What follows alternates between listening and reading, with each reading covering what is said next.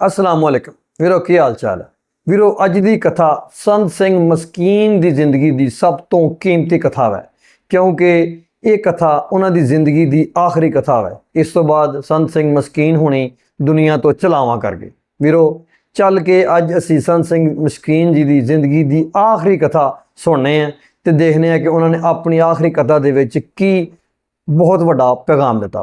तो चल के वीडियो देखने तो इसके बारे जानने हैं।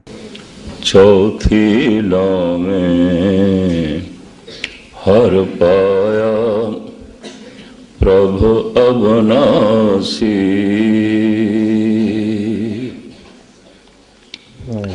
वाहिगुरू जी का खालसा वाहिगुरू जी की फतेह। गुरु रूप सत्संग जीओ,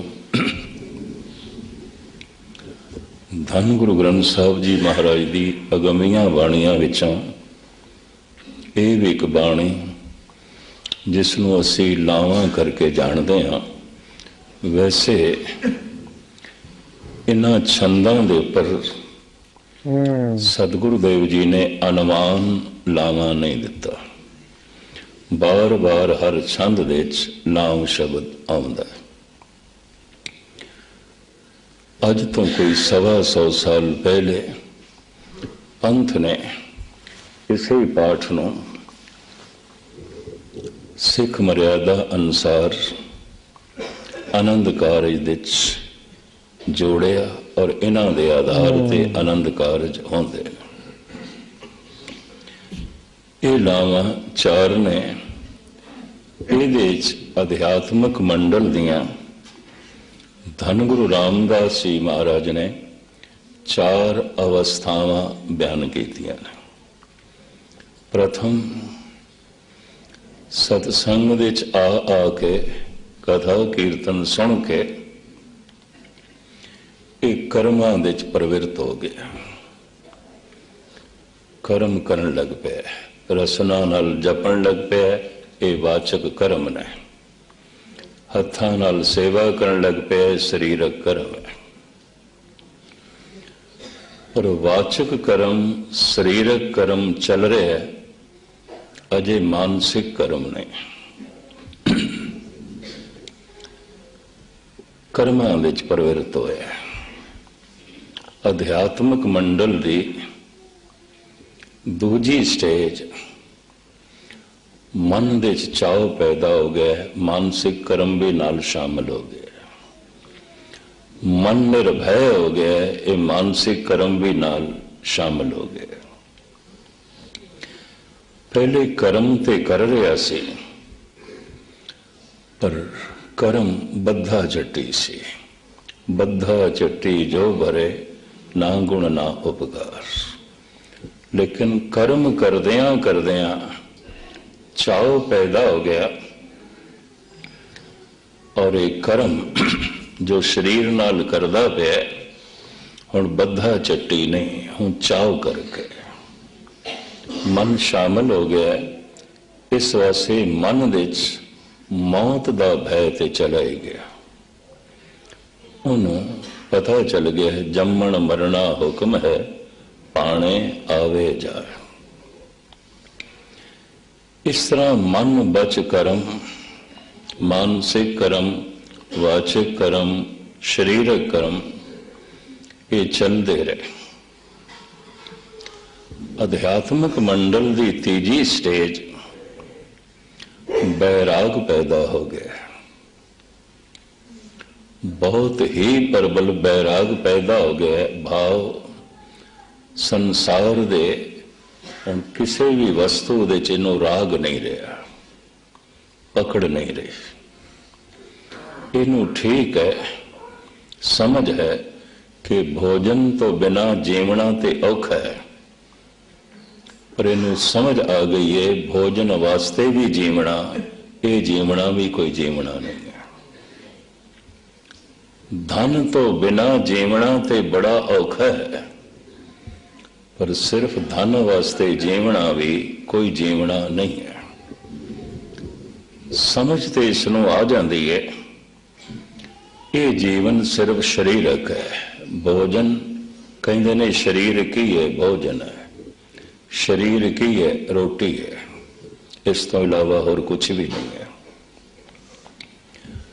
तुसी आखोगे शरीर रोटी है, हाँ शरीर रोटी है। प्रथम देखना पेगा शरीर बनता किवें है। महाराज दी बाणी कहती है, बिंद ते जिन पिंड किया अगन कुंड रहाया, रखत बिंद करने में अगन उदर मझार। इदी उत्पत्ति खून तो है, बिंद तो है। तो तन खून है, तन बिंद है। तो प्रश्न पैदा होता है, खून किवें बनता है, बिंद किवें बनता है? भोजन तो, रोटी तो। अगर तन खून तो बने, खून रोटी तो बनता है। तन बिंद तो बने, बिंद रोटी तो बनता है। इस वास्ते कहते तन रोटी है और कुछ भी नहीं है। तन भोजन है और कुछ भी नहीं है। फिर गुरबाणी खुलासा कर दी है, मां की रकत पिता बिन धारा। खून है मां दा, बिंद है पिता दा। दोवें रोटी तो बने, खून रोटी तो बने, बिंद रोटी तो बने। मां की रकत पिता बिन धारा, बिंद ते जिन पिंड किया अगन कुंड रहाया। रकत बिंद करने में अगन उदर मझार। ये रकत बिंद तो पैदा होया, रकत बिंद रोटी तो पैदा होता है। इस वास्ते तन रोटी तो ही जमे, इंज कह लिया, तन रोटी तो ही पैदा होया। ते जे तन रोटी तो पैदा होया, ये जीवेगा भी रोटी दे आसरे, ते बिना रोटी तो जी नहीं सकता। बनया जो रोटी तो है, बनया जो भोजन तो है। जब तन बनया ही भोजन तो है, ये जीवेगा भी भोजन दे आसरे थे। होर भी अर्ज करते हैं, जीवन भर मनुख दे अंदर जिहड़ी प्रबल चिंता आउंदी है, वो भी रोटी दी है और कुछ भी नहीं है। अगर मनुख दियां सारियां चिंतावां दा अध्ययन करोगे तो मूल चिंता रोटी दी है, रिज़क दी है। सारी जिंदगी मनुख रोटियां नूं जमा करन दे अपनी जिंदगी बतीत करता है। नोटां दे बंडल रोटियां दे बंडल ने, और कुछ भी नहीं है, और कुछ भी नहीं है। धन दा अंबार रोटी दा अंबार है, और कुछ भी नहीं है। चिंता है, अज मिली है, पता नहीं कल मिलनी है कि नहीं। मैनू मिली है, पता नहीं पुत्रां नूं मिलनी है कि नहीं, पोतरियां नूं मिलनी है कि नहीं। 7 पीढ़ियां दियां चिंतावां रोटी दियां। पानी दी चिंता इतनी नहीं है, पानी दी बारिश आउंदी है, रोटियां दी बारिश नहीं आउंदी। पानी दे ते दरिया भी चलते हैं, रोटियां दे दरिया नहीं चलते। पानी दियां वड्डियां वड्डियां झीलां ते सरोवर भी होंदे ने, सागर भी है, रोटियां दा सागर कोई नहीं। ये भी मैं अर्ज करा। फिर हर जगह ते भी रोटी नहीं, जिथे रोटी है मनुख नूं उत्थे जाना पेगा।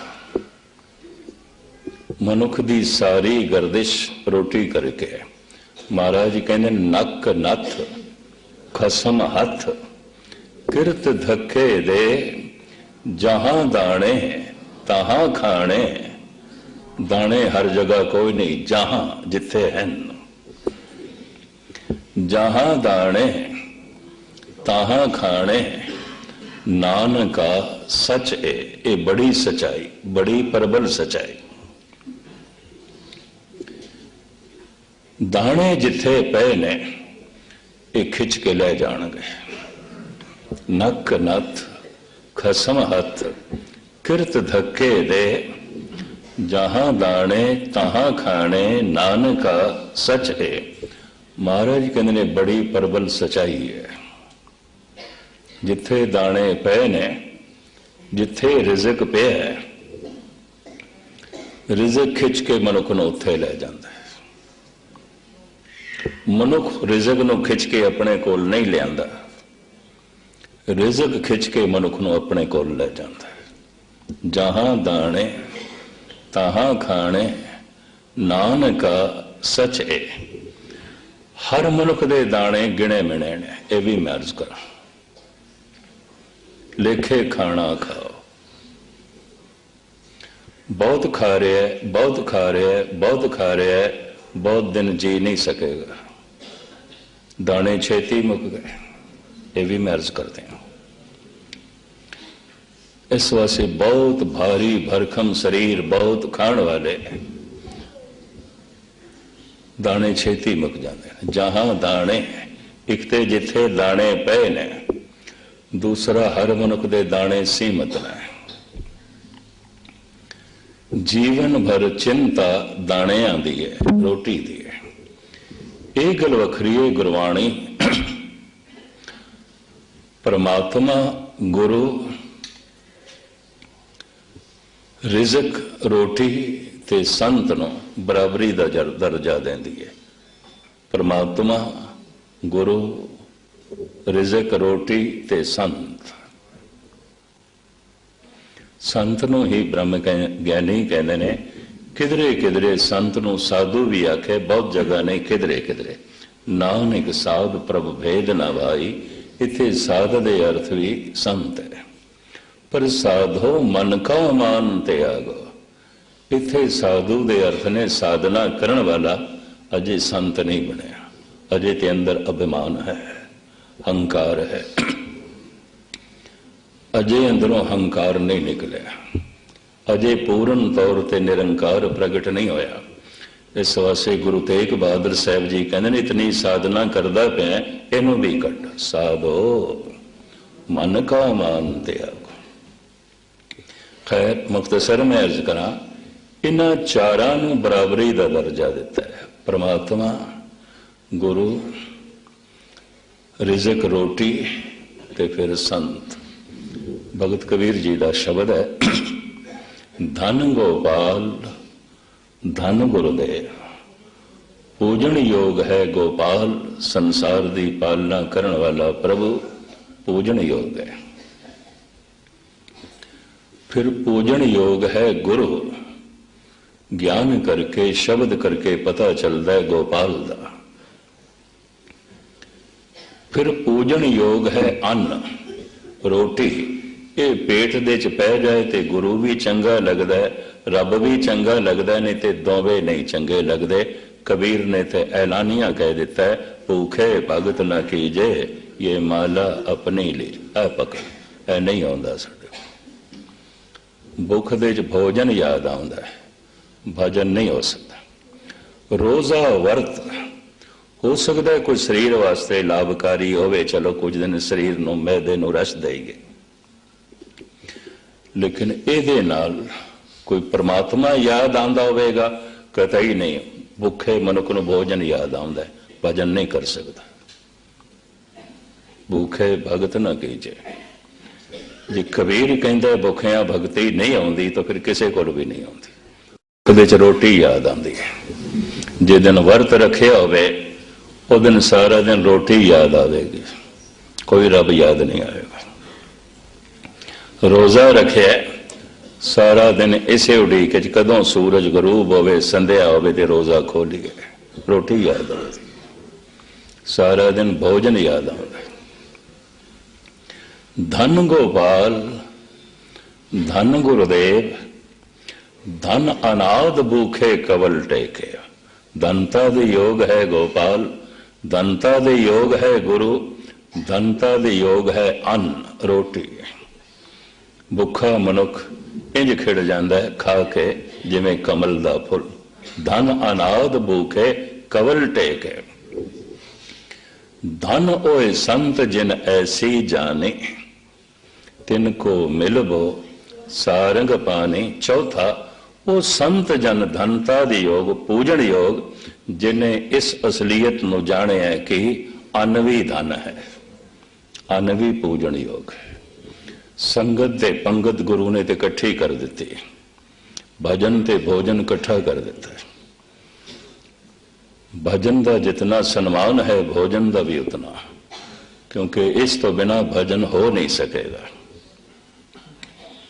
शरीर बनया भोजन तो है। मैं फिर अर्ज करा, खून तो बनया है, बिंद तो बनया है, खून ते बिंद रोटी तो बनता है, भोजन तो बनता है। सारी जिंदगी चिंता भी रोटी दी आती है। गुरु नानक कहते ने ना कर चिंत, चिंता है करते। ये चिंता करते पुरख नूं करन दे जिसने बनाया जगत। सो करता चिंता करे जिन उपाया जग। तू केवल उद्यम कर ते ओदा चिंतन कर, चिंता रब ते छोड़। क्यों? उन्हें अपने आप निजाम बनाया है। पहले देते रिजिक संभाहा, पाछे देते जंत उपाहा। वो जीव का जन्म बाद विच करदा है प्रभु, रिजक पहले बना देंदा है। पंक्तियां बड़ी कीमती ने। पहले देते रिजिक संभाहा, पाछे देत जंत उपाहा। जीव बाद विच पैदा होंदा है। ये मैं इस वास्ते दोहरा रहा, सारी बेईमानी ठगी रोटी करके चलती है। सारा अनर्थ रोटी करके चलता है, रिजक दी चिंता। मैं फिर अर्ज करा, धन दा अंबार रोटियां दा अंबार है। मैनू मिलता रहे, पुत्रां नूं मिलता रहे, पोतरियां नूं मिलता रहे, 7 पीढ़ियां नूं मिलता रहे। ये नोटां दे बंडल, रोटियां दे बंडलों तो इलावा होर कुछ भी नहीं है, होर कुछ भी नहीं है। खानी ते मनुख ने रोटी और की है। महाराज कहते रिजक पहले है, जीव का जन्म बाद विच है। ये उत्ते एक बड़ी पुख्ता दलील दी है ईरानी सूफी संत शेख सादी ने। वो कहते गमे रोजी मखुर, होर कोई गम करना है ते कर ले, रिजक दा गम ना कर, ना कर। गमे रोजी मखुर मजन और आके दफ्तर रा, के पेशे अस्तिफल एजद कल कुनद पस्ताने मादर रा। तिफल कहते ने बच्चे नो, मादर मां, मां दे पस्तान दे अस्तना दे दुध पहले बन गया है, बच्चे का जन्म बाद विच आउंदा है। रिजक पहले है, जीव का जन्म बाद विच है। बच्चे का आमना बाद विच है, अस्तना दे दुध का बनना पहले है। ऐ मनुख तू इत्थों ज्ञान क्यों नहीं लैंदा? रिजक पहले है, जीव बाद विच है। इस वास्ते साहब कहते चिंता ना कर, सो करता चिंता करे जिन उपाया जट। रोटी दी चिंता मनुख नूं बेईमान बनाती है, ठग बनाती है, चोर बनाती है, दुराचारी बनाती है, पता नहीं कितने कितने अनर्थ मनुख दे कोलों करांदी है। अगर जाओगे पिछोकड़ दे यही कुछ है, क्योंकि तन बनया रोटी ते, जीवेगा रोटी दे आसरे थे, तो चिंता भी रोटी दी सारी जिंदगी, सारी जिंदगी। दूसरा पहलू मैं अर्ज करा, सनातन मत ने ऐसा उदाहरण दिता है कि संसार ते ब्रह्मे ने बनाया और यदि परले शिवजी करते हैं, पर पालना विष्णु करता है। व्यापक पद्धर ते हिंदू जगत विच पूजा विष्णु दी जाती। ब्रह्मे दे ते मैं सारे भारत दे सिर्फ 2 मंदिर देखे, छोटे छोटे निके निके, एक पुष्कर दे ते किसी होर पिंड दे देखे सी। ब्रह्मे दी इतनी नहीं पूजा, पूजा है विष्णु दी।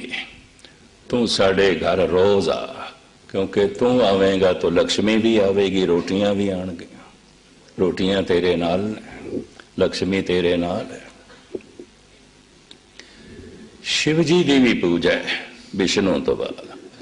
बाबा तू साडा घर छड़ नहीं, अगे चला जाए। एक दी पूजा लोभ करके एक दी पूजा डर करके, बह करके। क्यों? एक किसी दे घर चला जाता तो उतों कोई ना कोई जीव ले आंदा है, मौत हो जाती है। मौत का देवता है, परले का देवता है। एक दी डर दे मारिया पूजा है, एक दी लोभ दे मारिया पूजा है। मनुख जिथे भी सलाम करेगा झुकेगा, या तो लोभ करके झुकता या डर करके, और किस करके झुकता है? और कोई कारण नहीं है। लोभ करके मनुख झुकता है विष्णु दे अगे, तू रोज साढ़े घर आ, तू आवेगा लक्ष्मी आवेगी। शिव जी दे अगों भी झुकता है, बाबा बाकियां दे घरां च जावीं, साडा घर छड्ड दे, साडे घर तो लंघ जाए। एक मौत दा देवता, एक पालन करने वाला, ऐसा मिथ्यास है, मिथ है।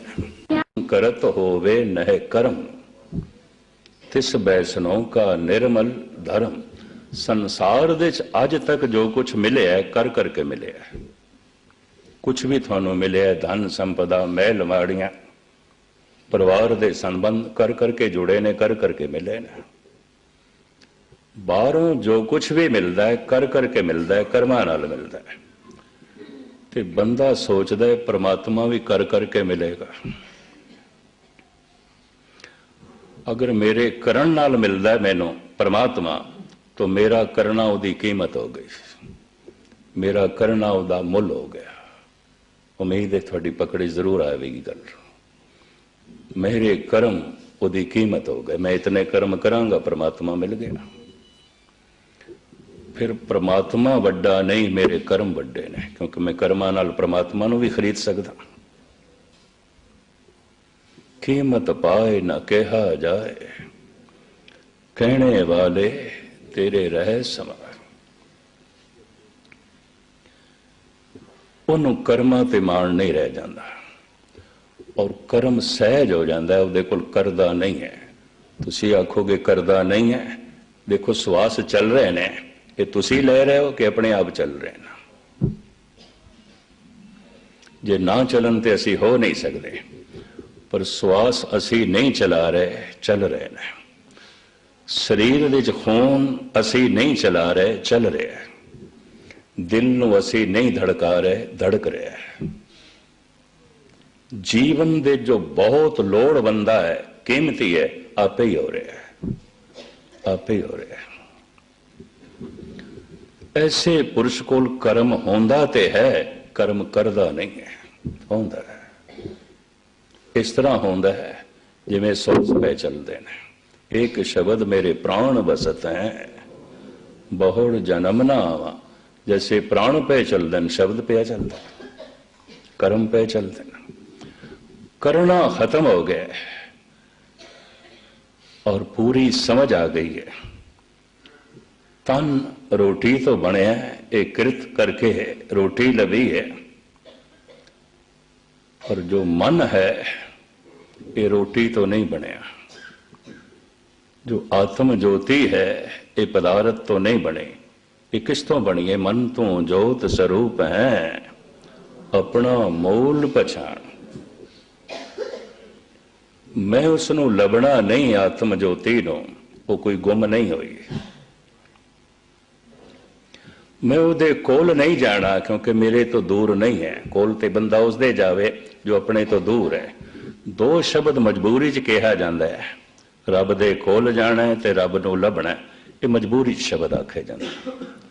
लभना उसनों पैंदा है जिहड़ा गुम हो गया, ते जाना ओहदे कोल पैंदा है जो सर्वदेसी नहीं है। एक जगह है तो एक जगह नहीं, जिथे है उत्थे जावांगे। ते जिहड़ा है ही सर्वदेसी, उहदे कोल की जाना है? उहदे कोल की जाना है?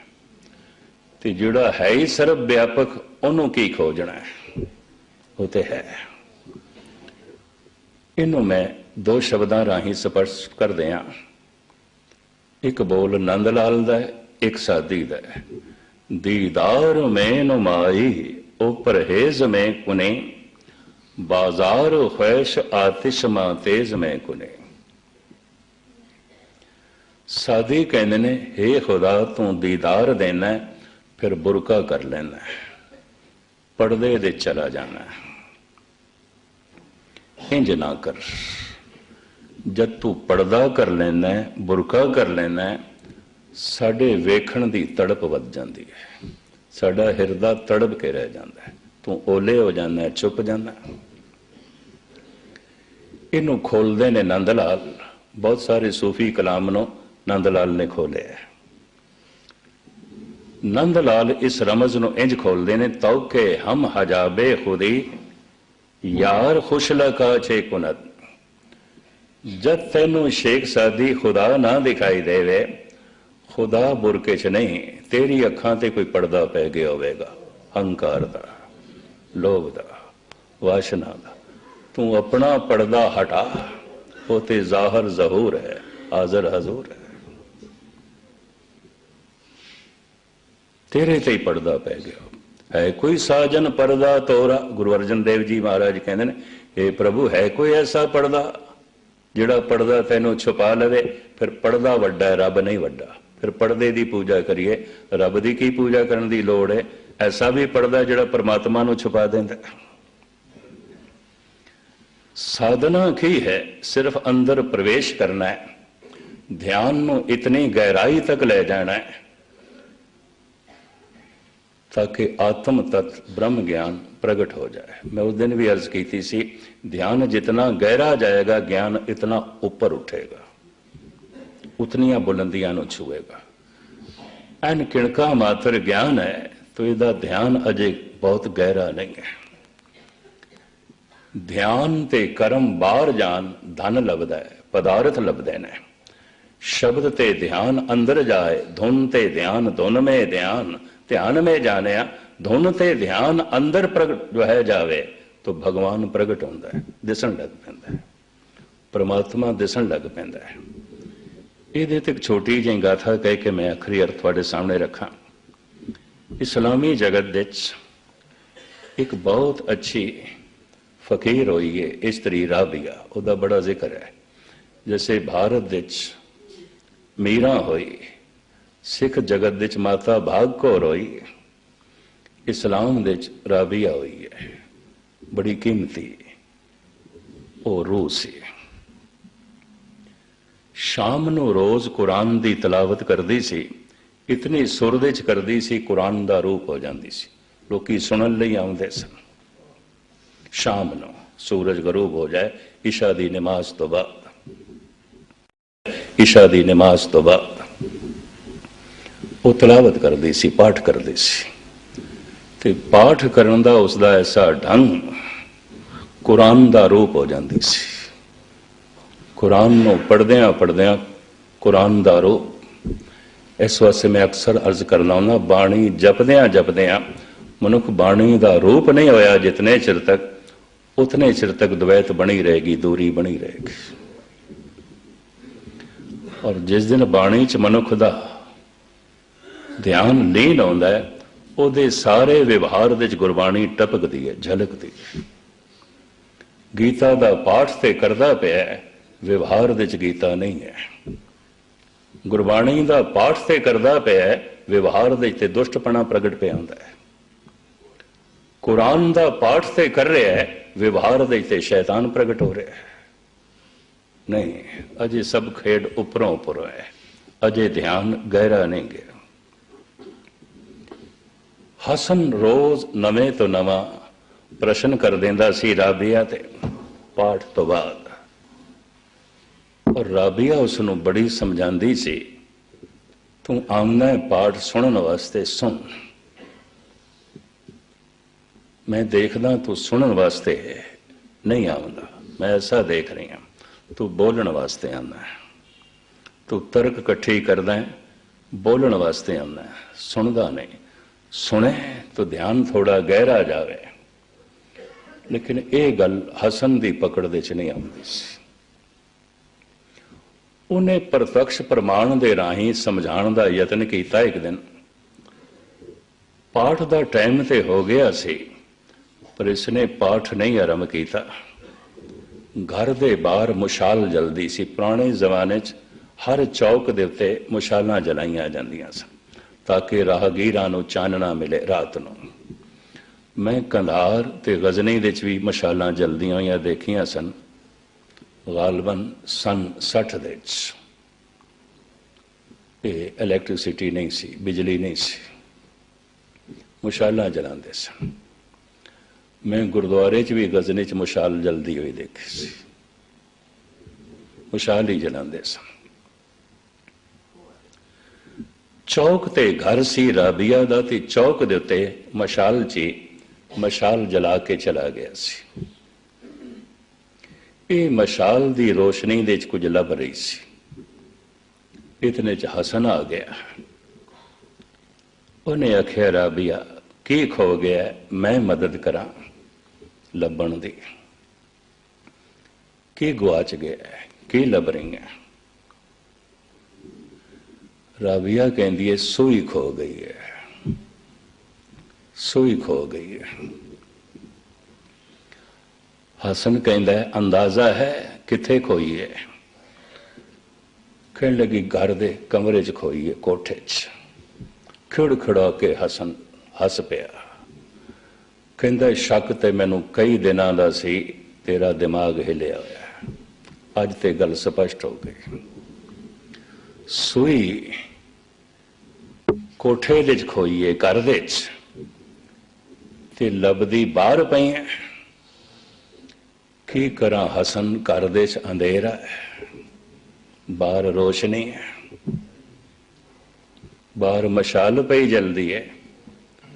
की करा घर दे च मशाल नहीं है। तो पता है हसन ने की आख्या, ते जे घर दे च मशाल नहीं तो घर दे च मशाल जला। राबिया कहने लगी मूर्खा, तेनों समझा समझा के मैं थक गई हाँ। तू मशाल जला, तेनों खुदा दा चानना अंदरों लभ पेगा। किथे बाहर भटकदा पे, किथे तक भटकेगा? ये तेनों समझाने वास्ते मैं पखंड रचिया है। तेरी पकड़ च कुछ गल आ जाए, वो अंदर है, ओदी तेनों समझ नहीं, समझ पैदा कर। सब किछ घर में बाहर नाही, बाहर टोले सो भरम बुला। ऐसा मनुख चौथे पड़ाच अंतर्मुखी हो जाता है। वो कर्म करदा नहीं, होंदे ने। कर्म उस तो होंदे ने, करदा नहीं है। कर्म करत होवे नह कर्म, करतापन खत्म हो जाता है। तुसी आखोगे कर्म ते करदा है, पर करतापन किस तरह खत्म हो जाता है? कर्म उस तो होंदे ने, करदा नहीं। इस तरह जिमें श्वास चलते ने, मनुख चलांदा नहीं है। खून चलता है, नसां दे च मनुख चलांदा नहीं है। दिल धड़कदा है, मनुख धड़कांदा नहीं है। इस तरह ही अंदरों वाहिगुरु वाहिगुरु चलता है, मनुख वाहिगुरु चलांदा नहीं है। आप ही होंदा है, सहज अवस्था बन जाती है। और ये परमात्मा की प्राप्ति है। परमात्मा की प्राप्ति, शक्ति की प्राप्ति, आनंद की प्राप्ति, दैवी गुणों की प्राप्ति, महान रस की प्राप्ति, स्वप्न की प्राप्ति, कोमलता की प्राप्ति, हजारां अरबां खरबां गुणां नूं एक शब्द विच बयान करना होवे परमात्मा। परमात्मा की प्राप्ति सब कुछ की प्राप्ति है। सब कुछ की प्राप्ति सब कुछ की प्राप्ति नहीं है। पर वो सब कुछ प्रभु बाहर नहीं मिलेगा। अज तक जो कुछ मिले है मनुख नूं बाहर मिले है, तो हुण मैं अर्ज करा कर करके भी नहीं मिलेगा। प्रवृत्त कर्म, कर्म करके थकेगा, टूटेगा। ठीक है, निर्भय भी हो गया, हृदय बैरागी भी हो गया, मिलाप तो कोई नहीं। अगर मिलाप भी कर्मा नाल हो जाए तो मेरा कीता होया कर्म परमात्मा की कीमत हो गई।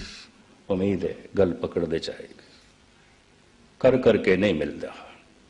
ये एक पंक्ति थानों सरवण करा के मैं अखरी अर्थ करा, कर करके नहीं मिलता।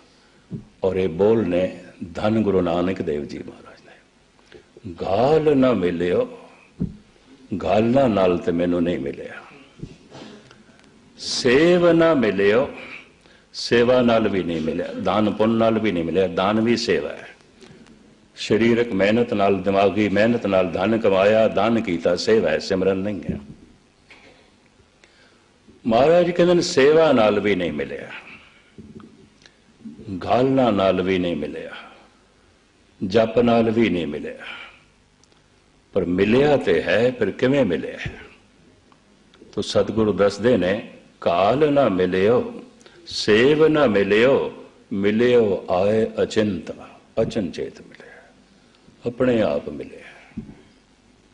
मेरा कोई भी कर्म इस महान आनंद की कीमत नहीं है, मेरी कोई भी घालना इस महान रस की कीमत नहीं है।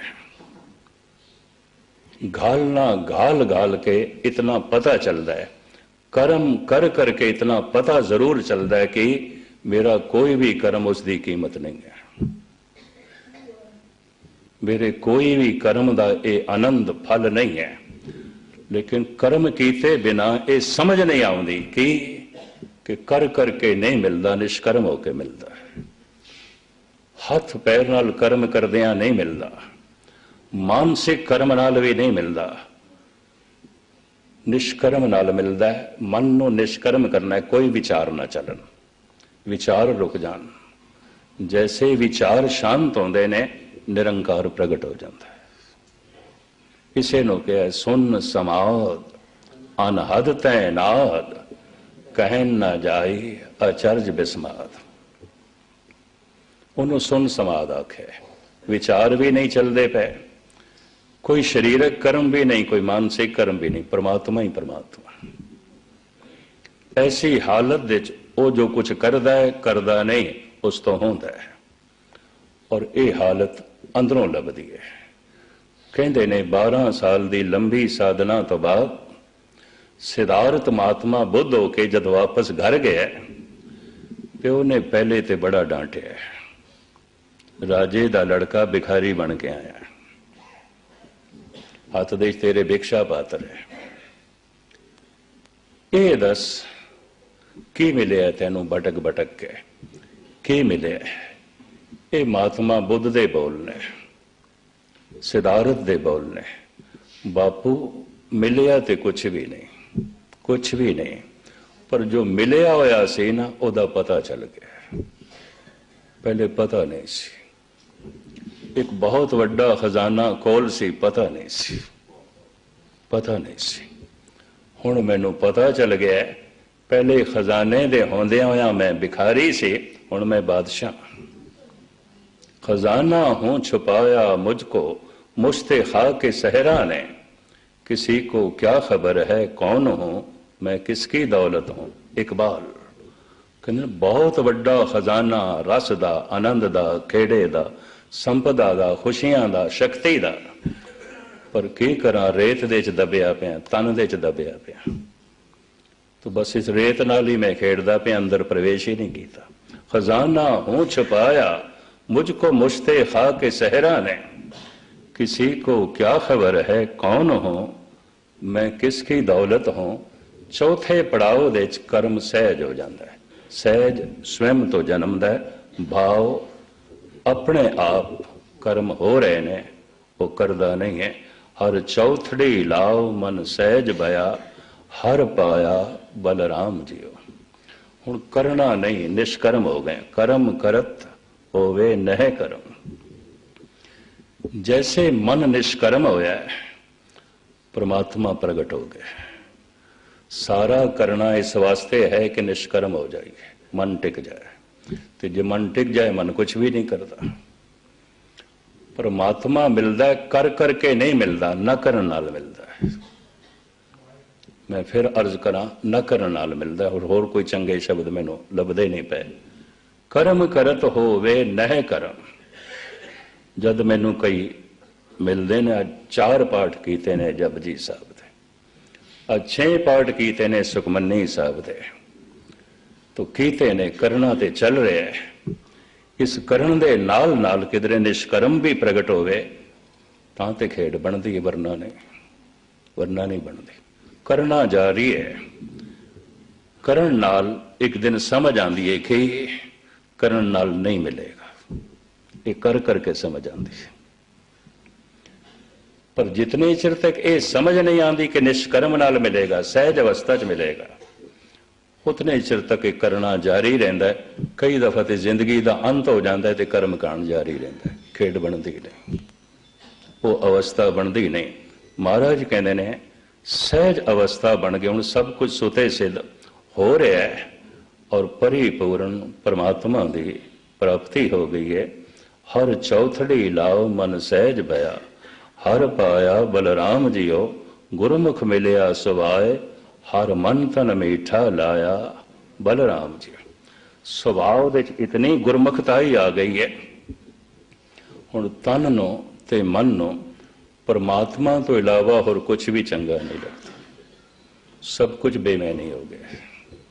परमात्मा ही परमात्मा मिठा लगता है, चंगा लगता है, सब कुछ रस उसे विच है। हर मीठा लाया मेरे प्रभ भाया, अन दिन हर लिव लाई। हुण दिन रात उसे विच लिव जुड़ी हुई है, उसे च सुरत जुड़ी हुई है और मिठास बनया होया है, आनंद बनया होया है, तरंग बनया होया है। साहब ऐसा जो है फरमान पे कर देना, हर मीठा लाया मेरे प्रभ भाया, अन दिन हर लिव लाई। मन चिंदिया फल पाया स्वामी, हर नाम वजी वाधाई। मन भावदे पदार्थ की प्राप्ति हो गई, तो जब प्राप्ति हो गई तो ख्वाहिशां मिट गई। संसार दे एक ख्वाहिश पूरी होवे 10 पैदा हो जांदियां, एक पदार्थ मिले 10 पदार्थ की इच्छा पैदा हो जाती। कुछ भी मिले ख्वाहिशां मिटदियां नहीं, परमात्मा दे मिलदियां सारियां इच्छावां शांत हो जांदियां। साच नाम आधार मेरा, जिन भुखा सब शांत हो जांदियां। सारियां इच्छावां कदों पूरियां होंदियां ने, सभे इच्छा पूरियां जां पाया आगम अपारा, आगम अपारा। जितने चिर तक वो नहीं मिलिया इच्छा पैदा होंदी रहेगी। तो इच्छावां दा पैदा होना, कामनावां करके साधना करने, तो गल समझ आ गई अजे उस परमात्मा दा बोध इस दे कोल जो है नहीं है। मन भावंदा पदार्थ की है, मन की इच्छा पूरी होनी की है। परमात्मा दा मिलना ही सारियां इच्छावां दी पूर्ति है। इच्छा दी पूर्ति नहीं है। एक इच्छा पूरी हो गई 10 पैदा हो जाएंगे, सारी जिंदगी ख्वाहिशां च रहेगी। तो साहब इत्थे कहते मन चिंदिया फल पाया स्वामी, हर नाम वजही वाधाई। वाधाई तो मतलब है हर वक्त वादा वधदा जा रहा है। जो रस मिले है रुके होया नहीं ते संत छोड़ देन, रस वधदा जा रहा है, खेड़ा वधदा जा रहा है, आनंद वधदा जा रहा है, प्रकाश वधदा जा रहा है। जिंदगी के अंतिम समय तक ये शक्ति ये गुण वधदे ही जाते हैं। वधाई वादा बनया रहिंदा है।